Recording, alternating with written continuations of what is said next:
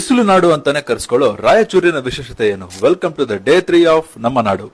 ರಾಯಚೂರು ಎಂಬ ಪದಕ್ಕೆ ಎರಡರ್ಥ ಇದೆ. ರಾಯ ಅಂದ್ರೆ ರಾಜ, ರಾಜನಿದ್ದ ಊರು ರಾಯಚೂರು ಆಯ್ತು. ಹಾಗೆ ತೆಲುಗುನಲ್ಲಿ ರಾಯ್ ಅಂದ್ರೆ ಕಲ್ಲು, ಕಲ್ಲುಗಳಿಂದ ತುಂಬಿದ ಜಾಗವನ್ನ ಜನ ರಾಯಚೂರು ಅಂತ ಕರೆದ್ರು. ಮುಂಚೆ ಹೈದರಾಬಾದ್ ರಾಜ್ಯವನ್ನ ಸೇರಿದ್ದ ಈ ರಾಯಚೂರು 1956ರ ಏಕೀಕರಣದಲ್ಲಿ ಕರ್ನಾಟಕ ರಾಜ್ಯವನ್ನ ಸೇರ್ಕೊಳ್ತು. ಉತ್ತರದಲ್ಲಿ ಕೃಷ್ಣಾ ನದಿ, ದಕ್ಷಿಣದಲ್ಲಿ ತುಂಗಭದ್ರಾ ನದಿಗಳ ಮಧ್ಯೆ ಇರುವ ಈ ರಾಯಚೂರು ಜಿಲ್ಲೆಯನ್ನ ದೋ ಅಬ್ ಅಂತ ಕರೀತಾರೆ. ದೋ ಅಬ್ ಅಂದ್ರೆ ಪರ್ಷಿಯನ್ ಭಾಷೆಯಲ್ಲಿ ಎರಡು ನದಿಗಳ ಮಧ್ಯೆ ಇರುವ ಜಾಗ ಅಂತ ಅರ್ಥ. ಇಲ್ಲಿನ ಇತಿಹಾಸ ಕ್ರಿಸ್ತಪೂರ್ವ 3ನೇ ಶತಮಾನದ ಮೌರ್ಯರ ಕಾಲದ್ದು. ಮಸ್ಕಿಯ ಶಾಸನದಲ್ಲಿ ಅಶೋಕನನ್ನ ದೇವನಾಂಪ್ರಿಯ ಎಂದು ಕರೆದಿರುವ ಉಲ್ಲೇಖ ಇದೆ. ವರಂಗಲ್ನ ಕಾಕತೀಯರು 1294ರಲ್ಲಿ ರಾಯಚೂರಿನಲ್ಲಿರುವ ಈ ಕೋಟೆಯನ್ನ ನಿರ್ಮಾಣ ಮಾಡ್ತಾರೆ. ನಂತರ ಇಲ್ಲಿ ವಿಜಯನಗರ ಸಾಮ್ರಾಟರು, ಬಹುಮನಿ ಸುಲ್ತಾನರು ಹಾಗೂ ಮೊಘಲರು ಕೂಡ ಆಳ್ತಾರೆ. ಅಟ್ಟಿ ಗೋಲ್ಡ್ ಮೈನ್ಸ್ ದೇಶದ ಅತ್ಯಂತ ಹಳೆಯ ಮತ್ತು ಈಗಲೂ ಆಕ್ಟಿವ್ ಇರುವ ದೇಶದ ಏಕೈಕ ಗೋಲ್ಡ್ ಮೈನ್ ಆಗಿದ್ದು ನಮ್ಮ ಕನ್ನಡಿಗರ ಹೆಮ್ಮೆಯಾಗಿದೆ. ಕರ್ನಾಟಕದ ಮೊಟ್ಟ ಮೊದಲ ಥರ್ಮಲ್ ಪವರ್ ಪ್ಲಾಂಟ್ ಶಕ್ತಿನಗರ.